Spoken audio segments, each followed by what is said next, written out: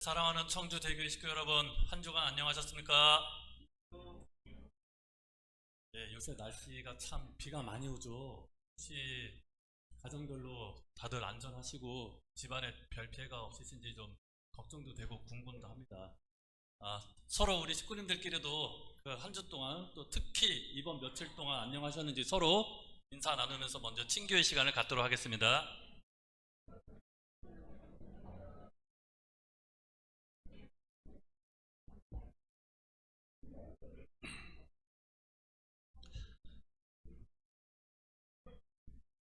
예, 다들 안녕하신 것 같습니다. 표정들을 보시니까. 오늘 이 시간에는 이신점심의 신앙이라는 주제로 말씀을 함께 나누고자 합니다. 먼저 참 부모님의 말씀 훈독을 먼저 하겠습니다. 사랑 중에서 제일 귀한 사랑이 부모의 사랑입니다. 참된 사랑은 직단거리를 통하기 때문입니다. 부모의 사랑은 참사랑을 중심한 종적인 사랑입니다. 종적인 사랑은 머무르는 자리가 하나밖에 없고 가를 수가 없습니다. 부자 관계는 종적 관계이기 때문에 수직적 사랑이기 때문에 가를 수 없습니다. 본연의 사랑은 부모가 자식을 위해서 생명을 바칠 수 있는 그 사랑입니다. 자기 생명을 넘어 사랑한다는 것입니다. 본래 이 우주가 창조된 것은 생명 때문이 아닙니다. 사랑 때문에 지어졌기에 사랑이 먼저라는 것입니다. 그렇기 때문에 사랑에 부합될 수 있는 생명이지 생명에 사람이 부합되는 것이 아닙니다. 그렇기 때문에 진정한 사랑은 생명을 희생해서 생명을 넘어서 하는 사랑입니다. 그것이 하늘의 사랑이요 우주와 통할 수 있는 사랑입니다. 자기 자식을 위하여 생명을 바칠 수 있는 부모일 때 그 부모는 이 우주상에 둘도 없는 참된 부모라는 것입니다. 여러분이 먼저 부모를 위로할 수 있는 심정을 가져야 여러분의 아들딸도 그런 아들딸이 되고 그런 아들딸을 두어야 선한 혈족으로 남아질 수 있습니다. 자기 자신만을 위주로 하고 부모님을 모른다고 한다면 그 사람은 절대로 효자가 될 수 없습니다. 효자가 되려면 언제나 부모의 마음 방향과 일치되어야 합니다. 효자의 길을 가는 사람은 부모와 동떨어진 행동을 하는 사람이 아닙니다. 부모가 동으로 가면 동으로 가야 되고 부모가 서로 가면 서로 가야 됩니다. 가다가 뒤로 돌아서라 하면 돌아서야 됩니다. 거기에는 유의가 없어야 합니다. 10번 갔다가 10번 돌아서라 하더라도 또 돌아서서 가야 됩니다. 아주.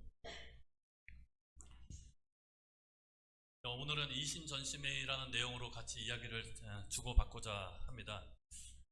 식구님들은 이신전심이라는 그 단어가 어떤 의미를 갖고 계신지 아시죠? 아마 우리 한국 식구님들은 다 아실 것입니다.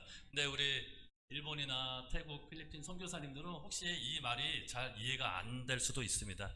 그래서 사전적인 의미가 뭘까 해서 사전을 찾아보니까요, 이렇게 이야기를 하고 있습니다. 그러니까 이심전심이란 말이 무슨 말이냐면은 마음과 마음으로 서로 뜻이 통한다 라는 것을 의미한다고 합니다. 좀 더 이것을 쉽게 말씀드리면은 서로 이야기를 이렇게 하지 않아도 서로의 그 마음, 그 심정을 이해할 수 있는 정도로 이게 마음이 통하는 사이가 바로 이심전심이라는 그런 의미를 갖고 있다고 합니다.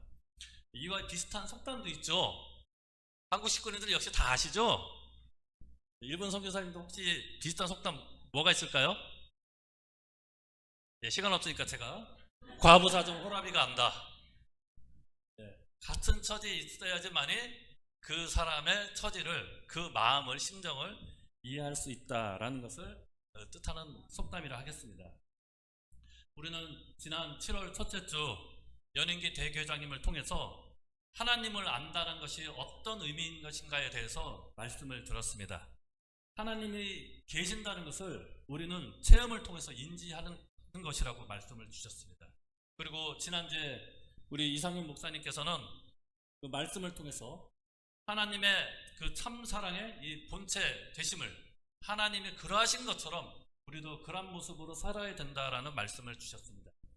그렇다면 우리는 이 하나님을 중심으로 이 사이기들을 이루어서 이 천일국의 이 백성이 되고 가정이 되고 국가와 또 평화로운 세상을 이루어야 할 것입니다. 그렇다면은 우리는 먼저 하늘 부모님의 그 심정을 느끼고 채우라는 모습이 선행되어야 되는 것은 분명한 내용일 것입니다. 그렇다면 그 하늘 부모님의 심정을 우리는 살아가면서 생활하면서 어디에서 먼저 그것을 체험하고 또 느낄 수 있을 것인가, 이것에 대해서 한번 생각을 해봐야 되겠습니다. 그래서 부모님의 말씀을 중심으로 해서 하늘 부모님의 그 심정을 알 수 있는 방법이 무엇이 있는가에 대해서 한번 생각을 하고 찾아보게 되었습니다. 첫째는 이 가정 안에서 하늘 부모님의 그 심정, 그 사랑을 경험할 수 있는 내용이 있다라는 것입니다. 우리 혹시 여기 가병 씨 오셨나요? 이가병 식구님? 예, 얼마 전에 이제 아이가 출산해서 이제 아빠가 되었습니다. 정말 제가 말을 하지 않아도 아버지의 마음, 아버지의 심정 아마 이심전심으로 다 느끼실 텐데, 엄마가 아이를 임신했을 때를 한번 생각을 해보겠습니다. 10달 동안 아기가 이제 엄마 뱃속에 있을 때 엄마들의 모습이 어떻습니까? 정말 애지중지 그 아이를 위해서 모든 것을 준비하고 또 희생하지 않겠습니까? 먹을 것도 마음대로 자기 먹고 싶은 거 먹나요? 아니죠. 아기한테, 태아한테 정말 좋은 영양분을 줄 수 있는 건강한 식재료만 골라서 식사를 하게 됩니다. 또 태교를 합니다. 태교를 할 때 어떻습니까? 좋은 말만 들려주려고 하죠. 네, 최고의 말씀은 훈독 말씀을 태교로 하는 것이 가장 좋은 태교의 내용이라고 합니다. 그리고 좋은 소리를 항상 들으려고 합니다. 나쁜 말도 안 하고 나쁜 소리도 안 들으려고 합니다. 왜? 그 아이한테 좋은 영향을 주기 위해서. 근데 그렇게 10달 동안의 임신 기간을 거쳐서 아이가 태어나면 그걸로 끝인가요? 아니죠. 본격적으로 이제 이 양육의 시간을 맞이하게 됩니다. 아이가 태어나게 되면은요, 하루에 모유를 2시간에서 3시간 단위로 한 번씩 먹어야 된답니다. 그러니까 하루에 8번에서 보통 한 12번 정도를 수유를 해야 돼요. 그래야 이제 아이가 건강한 모습으로 무럭무럭 성장할 수 있습니다. 하루에 12번, 13번을 모유 수유하려면은 엄마가 잠을 제대로 잘 수 있을까요? 아침이고 오후고 저녁이고 새벽도 가릴 것 없이 무조건 그 시간이 되면은 그 아이한테 모유 수유를 해야 됩니다. 엄마만 고생하나요? 아빠도 덩달아서 잠 못 자고 같이 모유 수유하고 그 아이를 위해서 고생을 하고 있죠. 그렇게 부모의 사랑을 통해서 그 아이는 무럭무럭 성장을 합니다. 다시 말해서 부모님의 그 희생과 사랑을 먹고 그 아기는 성장을 한다라는 것입니다. 우리들도 그랬고요. 우리 자녀들도 역시 그러한 과정을 통해서 성장을 했다라는 그 사실은 그 어느 누구도 남녀노소 지위부하라 막론하고 부정할 수 없는 사실일 것입니다. 그러니까 우리가 5월 8일 어버이날이 되면 어떤 노래 부르나요? 어버이의 은혜 노래 부르시죠? 한번 불러볼까요? 예, 우리 성가대 아름다운 목소리도 같이 더불어서 했으면 좋겠습니다. 나 실제 괴로운 다 잊으시고 기르실 때 밤낮으로 애쓰는 마음. 진자리 마른 자리, 진자리 마른 자리 가라니시며 손발이 다닳도록, 손발이 다닳도록 고생하시네. 하늘 아래 그 무엇이 높다리요. 부모님의 희생은 가히 없어라. 부모님의 희생은 가히 없어라. 5월 8일만 이 노래 불러드리는 것이 아니고요, 자녀들은 매일매일 부모님의 사랑을 느낄 때마다, 그 심정을 느낄 때마다 그 노래 불러주면 아마 우리 어머니 아버지들 엄청 많이 감동해서 그날 아마 반찬이 달라지고요, 음식이 달라질 겁니다. 그리고 그 아이를 대하는 말투도 달라지겠죠.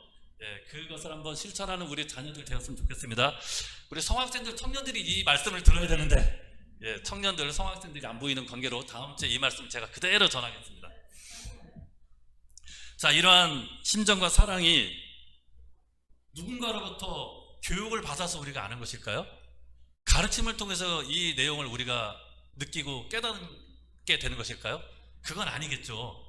자연스럽게 자녀가 생기면은 부모의 마음이, 심정이 이게 발현이 되는 것입니다. 인간의 마음도 그러할텐데 온 인류의 부모이신 하늘 부모님께서도 어찌 그런 마음이 없으시겠습니까? 부모의 사랑 당연히 갖고 계시겠죠. 그래서 창세기의 내용을 보니까 하나님께서 인간을 창조하시기 전에 먼저 인간이 풍요롭게 살 수 있는 환경을 먼저 만들어 주셨습니다. 그리고 인간을 창조하신 후에는 세 가지 큰 축복을 내려 주셨습니다. 그 축복을 이룸으로써 그 인간들이 정말로 행복하고 잘 살기를 바라시는 그 부모의 심정이 이 창세기에도 담겨 있다는 것을 우리는 알고 느끼고 깨닫게 된다라는 것입니다. 이해할 수 있다라는 것입니다.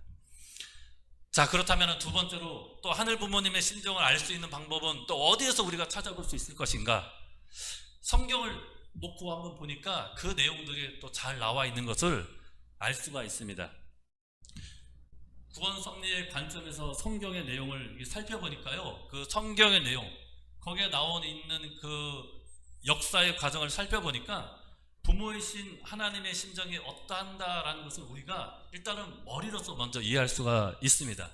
아담 해와를 창조하시고 기쁨으로 이렇게 아담 해와가 잘 성장하기를 바라셨지만은 그만 아담 해와가 타락함으로 인해서 하늘 부모님께서는 슬픔에 빠지셨습니다. 하지만 슬픔으로 빠지는 것으로 끝나는 것이 아니라 잃어버린 자녀를 다시 찾기 위해서 하나님께서는 중심 인물을 세우셔서 구원 섭리, 복귀 섭리를 전개해 오셨습니다. 하지만 그럴 때마다 어떻게 됐습니까? 세운 중심을, 그리고 인간들이 하나님의 그 마음을 이해하지 못하고 무지한 관계로 그만 그 뜻을 저버리는 그런 모습들을 우리는 성경에서 많이 보게 됩니다. 배신과 배반, 또 하나님의 그 마음을 심정 유린까지도 하였다라는 것입니다. 우리 가정을 놓고도 때로는 자녀들이 부모의 마음을 저버리고 또 등지는 모습을 보일 때도 있게 됩니다. 하지만 부모들은 어떻습니까? 자식이 그런 모습 보인다고 부모도 그 자식을 버리나요? 아니죠. 자식은 부모를 등질지는 몰라도 부모는 자식을 어떻게든지 다시금 그 마음을 되돌리기 위해서 또 관계를 유지하기 위해서 노력하는 것이 바로 부모의 그 마음 심정이라는 것입니다. 인간의 그 마음, 인간의 모습이 그러할 텐데 우리 인간을 초월하신 우리 인류의 부모이신 하늘 부모님께서도 그런 심정이 없겠습니까? 그거는 두말할 필요가 없겠죠. 따라서 하늘 부모님께서도 잃어버린 자녀를 찾기 위해서 결코 포기하지 않으시고 우리들에게, 우리 인간들에게 구원의 손길을 내밀어 주셨다는 것입니다. 구약시대의 내용을 보니까요, 이사야서 54장 10절에 이런 말씀이 있습니다. 산들은 떠나고 작은 산들은 옮겨질지라도 나의 인자는 내게서 떠나지 아니하며 나의 화평의 언약은 옮기지 아니하리라. 너를 긍휼히 여기는 여호와의 말씀이니라. 이 이사야서의 이 내용은 어떤 말씀이냐면은 이제 이집트에서 종살이를 하고 있는, 그리고 그래서 고난을 겪고 있는 이스라엘 백성들에게 내가 너희들을 구원을 해주겠다라는 그런 희망의 메시지를 전하는 그런 말씀의 내용이 되겠습니다. 그래서 하나님께서는 이 모세라는 중심 인물을 통해서 이스라엘 백성들을 이집트에서 탈출시켜서 가나안으로 향하도록 하셨습니다. 가나안 땅을 찾아가기 위한 광야 노정이 전개가 되는 것이죠.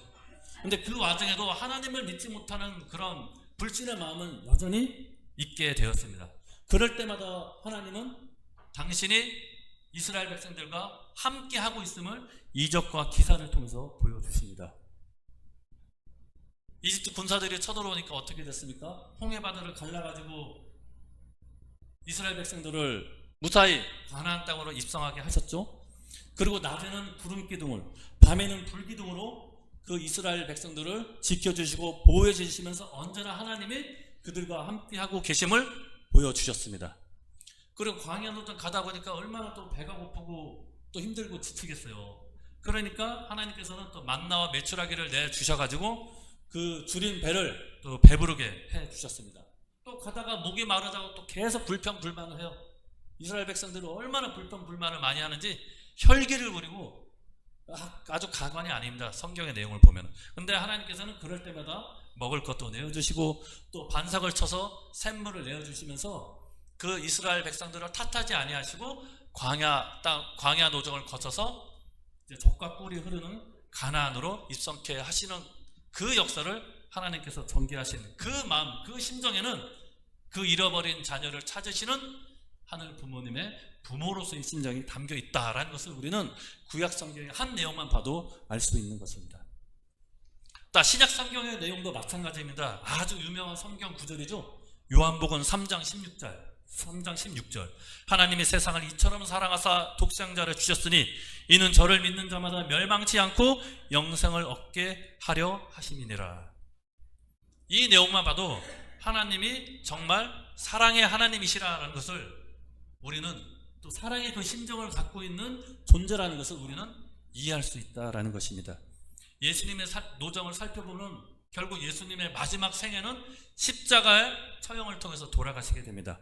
모든 이스라엘 백성들이 예수님을 불신하고 저버리게 됩니다. 그런 가운데서도 하늘 부모님께서는 사랑하는 독생자 그 예수님을 희생해서라도 그 인류를, 타락한 인류를 구원하시려고 노력을 하셨다라는 것입니다. 그런 간절하신 그 내용이 신약 성경의 내용에도 잘 나타나 있습니다.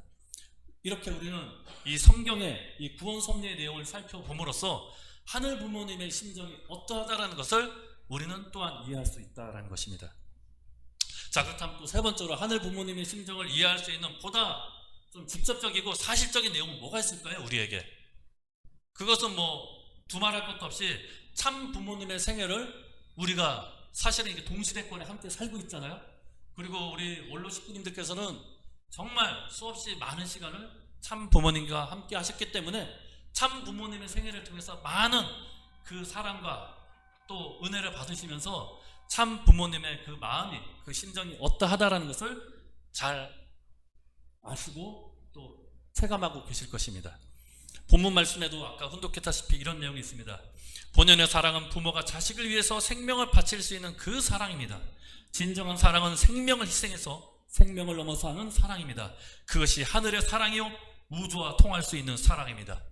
이 말씀을 그대로 실천하신 분이 바로 우리의 참 부모님이시라는 것입니다. 그래서 저는 참 아버님의 그 천주성화의 그 노정을 한번 생각을 해보게 되었습니다. 2013년 1월 13일을 기원절로 선포를 하셨습니다. 그런데 그 기원절을 6개월가량을 앞두고 참 아버님께서는 갑자기 성화를 하셨습니다. 처음에 참 아버님의 그 성화 소식을 접했을 때 저는 도저히 믿을 수가 없었습니다. 그리고 너무나 큰 충격을 받았습니다. 아마 식구님들도 다 마찬가지 심정이 있었을 거라 생각이 됩니다. 참 아버님께서는 생전에 당신께서는 100살, 120살까지 이상 사신다는 그 말씀을 수차례 하셨습니다. 그리고 내가 뜻을 이룰 때까지는 죽고 싶어도 죽을 수도 없다. 이런 말씀도 전해주셨습니다. 저는 그 참 부모님의 말씀을 정말 철석같이 믿고 있었습니다. 뜻을 반드시 이루시겠구나. 그렇게 확신을 했습니다. 그런데 기원절을 앞두고 돌아가시다니 참 아버님은 왜 지키지도 못할 약속을 하시고 돌아가셨을까? 한편으로는 아쉬운 마음에 원망스러운 마음도 살짝 들기도 했습니다. 그래서 그 참 아버님의 성화가 섭리적으로 또 나에게, 우리에게 어떤 의미가 있는 것인가를 생각 안 할 수 없게 된 것입니다. 아버님의 입장에서 한번 생각을 해보았습니다. 기원절을 선포하시고 그 기원절에 사랑하는 우리 축복가정 자녀들을 데려가고 싶으신 것이 아버님의 심정이셨을 것입니다. 하지만은 그 우리 식구들의 면면을 살펴보니까 아직도 부족하고 모자람, 못난 모습이 너무나 많지 않았겠습니까? 이 자녀들을 데려가고 싶은데 데려갈 수 있는 자녀가 한 명도 없다. 그런 말씀도 하셨습니다. 그럼에도 이미 선포를 하셨기 때문에 하늘과의 약속을 참 부모님께서는 지키셔야 했다라는 것입니다. 그래서 당신의 생명을 통해서라도 이 자녀를 그 기원전의 문을 열고 그 좁은 틈이라도 열어서 이 자녀를 내가 데려가야겠다는 그 마음을 갖고 당신 스스로를 희생하셨다는 것입니다. 그런 희생의 그 심정을 우리가 잘 알 수 있는 것이 바로 참 아버님의 마지막 기도입니다. 하늘이여 축복하소서 끝을 맺게끔 허락하심을 부탁드리옵니다. 참 부모의 이름으로 원하나이다. 이미 죽음을 예견하시고 죽음을 준비를 하신 거예요. 누구를 위해서? 당신 스스로를 위해서 죽음을 택할 수 있습니까? 우리들을 위해서. 못난 자식들이지만 그래도 뜻을 위해서 따라온 우리 자녀들은 어떻게든지 기원절에 그 입적을 시키기 위해서 아버님께서는 스스로 희생의 노정을 택하셨다라는 것입니다. 그런 참 아버님의 천주 성화식이 끝난 이후 참 어머님의 모습은 또 어떠했을까? 어머님의 그 모습을 통해서도 우리는 하늘 부모님의 심정을 분명히 이해하고도 남음이 있습니다. 참 아버님 성화식이 끝난 직후에 참 어머님께서는 특별 집회를 통해서 참 아버님의 유지를 받들고 중단 없는 전진을 선포하셨습니다. 그리고 어머님 당대에 그 뜻을 분명히 내가 이루어드리겠다라고 다짐과 약속과 선포를 하셨습니다. 인간적으로 어머님의 모습을 살펴보면 어떨까요? 저도 제 아버지가 작년에 성화를 하셨잖아요. 정말 그 슬픔은 지금도 마음속 깊이 남아있는데 어머님의 슬픔은 저하고는 비교가 되지 않겠죠. 사랑하는 남편, 참 아버님을 잃은 그 슬픔은 그 어떤 슬픔과 비교할 수 있겠습니까? 인간적으로 남편을 여인 부인의 입장에서 그 스스로의 마음을 추스르기도 사실은 힘들고 어려운 입장 아니겠습니까? 인간적으로. 하지만 어머님은 그런 인간적인 슬픔과 그 아픔을 다 뒤로 하고 인류의 참 부모로서의 길을 당당히 걸어가고 계시고 그 모습을 우리들에게 보여주고 계십니다. 그리고 가장 먼저 한 것이 뭐냐? 참 아버님께서 타시던 그 헬기를 팔아서 미래 세대를 정말 잘 육성하고 양육하기 위해서 장학재단을 만드시고요. 거기에 많은 재원을 투입을 하셨습니다. 당신의 그 한없는 사랑을 우리들에게 베풀어 주셨습니다. 그 모습을 우리는 눈으로, 귀로 다 목도하고 있는 거 아니겠습니까? 저도 개인적으로 이 어머님의 사랑을 느끼는 체험을 얼마 전에 했습니다. 천원궁 천일성전을 승리공헌한 이후에 갑자기 어머니께서 조직을 개편하셨습니다. 그래서 지구체제가 이제 마무리가 될 때쯤 참 어머니께서 5월 29일에서 30일 이틀간 우리 3지구, 4지구 본부에서 이제 수고하는 공직자들을 여수로 초청해 주셔가지고 어머니께서 직접 낚시 정성으로 잡으신 농어와 이 광어를 저녁 식사로 베풀어 주셨습니다. 그리고 그동안에 이 지구본부에서 수고하신 공직자들의 노고에 대해서 수고했다고 격려를 하시면서 한 명 한 명 금일봉도 나눠주시고요. 더욱 놀라운 것은 내가 사람 한 사람 내가 손을 잡아주겠다. 그렇게 말씀을 하셨어요. 그래서 금일봉을 받으면서 저도 처음으로 어머님 손 한번 잡아봤어요.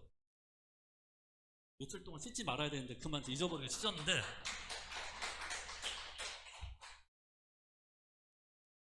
그 백마대의 말이 필요 없었어요. 조직이 개편되고 또 변함없는 모습으로 변하던 체제 속에서도 변함없는 모습으로 너희들이 공직의 길을 계속하기를 바라시는 그 어머님의 간절하신 마음, 물론 수고했다는 말씀도 있었지만은 손 한번 잡아주는 그 행위에 많은 것이 내포가 돼 있었다는 것입니다. 저도 그 어머님의 손을 잡는 그 순간 그 어머님의 그 심정과 사랑이 어떠하다는 것을 정말 이심전심의 그 심정으로 느낄 수 있었다라는 것입니다. 그렇다면 그런 부모의 사랑에 그 부모 사랑을 받은 자녀들이 그 사랑에 보답하려고 하는 그 효정의 마음 자연스럽게 일어나지 않겠습니까? 조선 세종 임금 때 이야기입니다. 효자 이야기 아마 식구님들도 다 아시는 내용일 텐데요. 팔도에서 소문난 효자가 2명이 있었답니다. 서울, 한양에 있었고요. 충청도 지방에 1명이 있었답니다. 그 어느 날 그 한양의 효자가 시골 효자가 정해준 그 날에 시골 효자집을 방문을 했답니다. 집에 도착을 하니까 시골 효자는 밭일을 나가서 없었고 어머님만이 그 아들을 기다리고 있었답니다. 그 해질 무렵에 밭일을 마치고 돌아온 시골 효자가 집으로 돌아오니까 그 어머님이 서둘러서 대야에 물을 떠와가지고 아들을 마루 끝에 앉게 한 다음에 그 아들의 발을 씻어주셨답니다. 그리고 같이 저녁을 준비해서 식사를 하게 되었답니다. 근데 그 광경을 본 한양의 효자는 너무 실망을 해가지고 그 자초지종을 임금에게 상소문으로 올렸다고 합니다. 그 임금님은 두 효자와 어머니를 궁궐로 들어오게 한 다음에 그런 행위를 한 시골 효자에게 어찌하여서 네가 효자인 것이냐라고 나무라듯이 이렇게 물었다고 합니다. 그러자 시골 효자 어머니께서는 내 아들은 분명 효자입니다.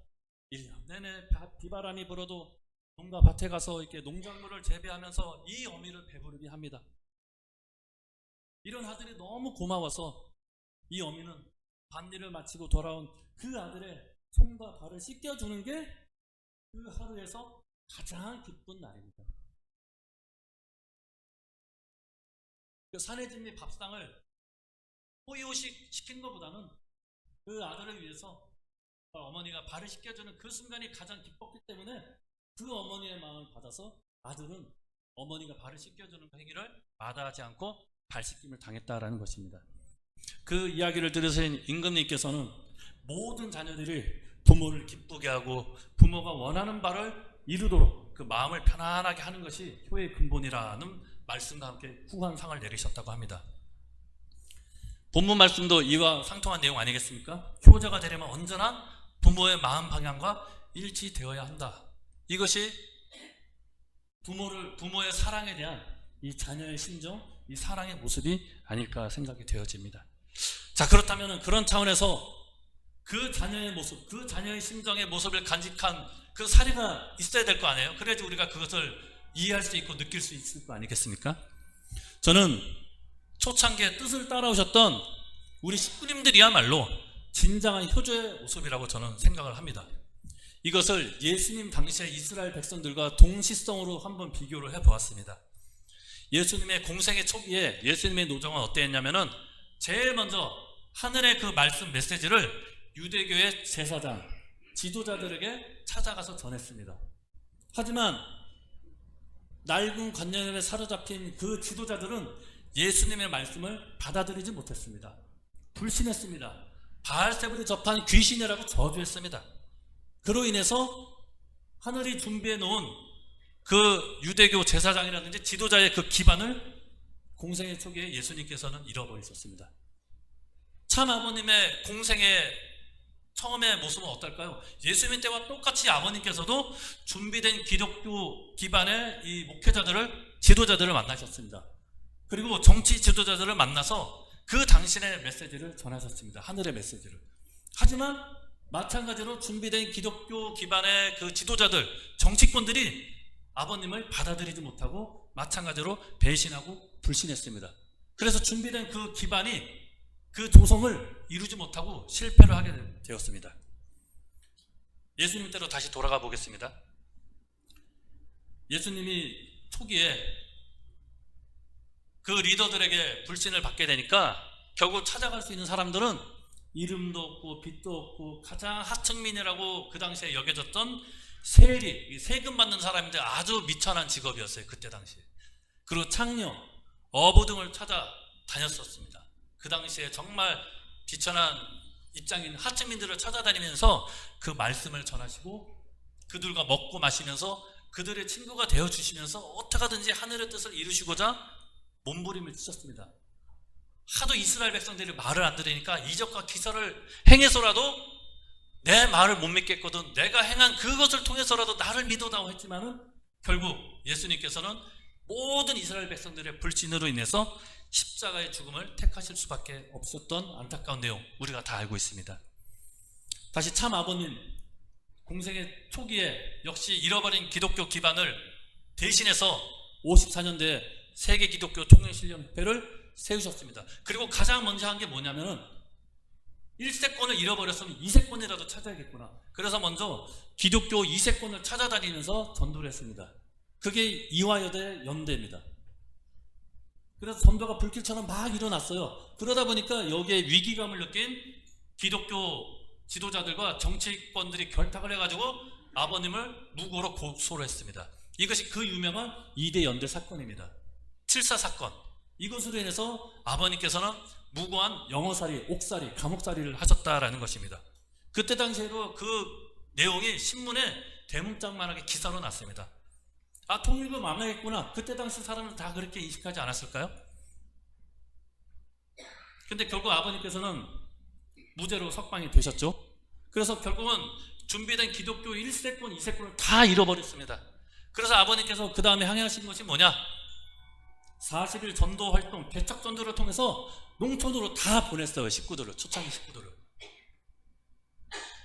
그래서 농촌 계몽 활동을 하면서 그때 당시에 젊은 청년들, 이화여대 연대생들하고 비교할 수 없겠죠. 학력적으로는. 까망들도 아마 많았을 거예요. 글자를 모르는. 그런 무지한 청년들을, 그 집 앞 사람들을 데려다가 한글을 가르치면서 계몽운동을 하면서 전도를 했습니다. 그리고 노방 강의를 했어요. 지나다니는 사람 붙잡아 다니면서 전도 활동을 했습니다. 근데 이때 당시 예수님의 생애와 다른 것이 뭐냐면은, 그때 우리 초창기 식구님들은 아버님을 배신하지 않았어요. 그 말씀을 생명처럼 여기고 그 말씀을 따라온 것이 우리 초창기의 식구님들의 모습입니다. 그 초창기의 그 식구님들의 그 불변의 심정, 변치 않고 따라가겠다, 내 목숨을 다해서 이 뜻길을 가겠다고 다짐한 그 식구님들의 정성과 그 노력과 희생이 있었기 때문에 오늘날의 통일가의 기반이 이루어진 거 아니겠습니까? 또 어떤 초창기 식구님은 아버님을 메시아라고 믿지 못하고 불신하는 사람들이 있는데, 내가 그런 아버님을 내가 메시아로 만들어 드리겠습니다. 그런 마음과 그 다짐을 갖고 달려오셨던 것이 이 통일가의 기반이 되고 전통이 되어서 오늘날 우리들에게도 명명백백이 상속이 되어지는 것입니다. 우리 원로 식구님들이 그 길을 걸어오지 않으셨습니까? 감사의 박수 한번 보내주셨으면 좋겠습니다.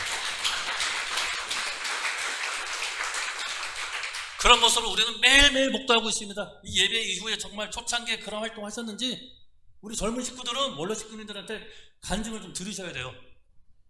그러면서 하늘 부모님의 그 심정, 그 너머에 있는 그 사랑을 깨닫고 우리가 알아야 되겠습니다. 이제 우리는 그 하늘 부모님의 그 사랑을 채우라고 이젠 참된 자녀의 모습을 갖추어서 또 전진해야 되겠습니다. 부모의 사랑과 자녀의 심정뿐만 아니라 더 나아가서 형제 자매의 그 사랑까지도 동시에 함께 체험하고 그것을 우리가 경험할 수 있는 모습들이 되어야 되겠습니다. 그런 모습이 뭐가 있을까? 그것이 바로 전도입니다. 그렇기 때문에 참 어머니께서는 6개월 노정을 통해서 전도 승리를 하라는 말씀을 우리들에게 주셨다는 것입니다. 전도의 여러 가지 의미가 있겠지만 지금 말씀드린 그 내용을 통해서 내적인 가치로 생각을 해본다면 이 전도를 통해서 이 부모의 심정과 그 사랑, 그리고 또 그 부모를 향한 그 자녀의 사랑과 그 심정, 더 나아가서 그런 잃어버린 자녀들을 부모님을 대신해서 내가 찾아 세우겠다고 하는 그 형제 자매의 심정과 사랑까지도 모두 체유를 하여서 하늘 선미에 우뚝 설 수 있는 존재로 나타날 수 있는 것이, 그것이 무엇이냐? 그것이 바로 전도입니다. 그런 모습이 되기를 바라시는 거예요, 어머님께서. 물론 그렇게 되면 외적으로 당연히 교회 성장되겠죠.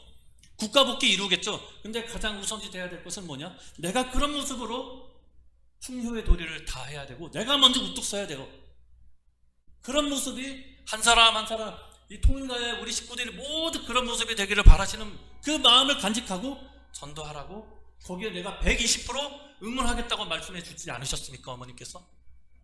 그 부모의 마음을 우리가 이심전심의 그 마음으로 느낀다면은 우리가 가만히 있어서는 아니 되겠습니다. 뭐라도 해야죠. 초창기 때는 지나가는 사람을 붙잡아서라도 전도하겠다는 그런 심정 가져야 되지 않을까요? 저도 어제 휴면 식구 한 명 만났어요. 상처가 많았어요. 그 친구 봉지까지 한 친구였는데 상처가 많더라고요. 교회를 안 나와요. 그래도 선배라고 저를 만나 주더라고요. 부모의 심정으로, 형제 자매의 그 심정을 갖고 그 친구를 이야기를 들어주고 같이 공감해주면서 다음을 약속했습니다. 끝나고 인사하면서 그 친구가 먼저 얘기하더라고요. 다음에 또 뵙겠습니다. 다음에 또 만날 것을 약속했어요. 계속 반복되고 쌓이고 쌓이면 어떻게 되겠습니까? 제가 잘난 게 아니라 저를 통해서 하늘 부모님의 사랑을 전해주지 않겠습니까?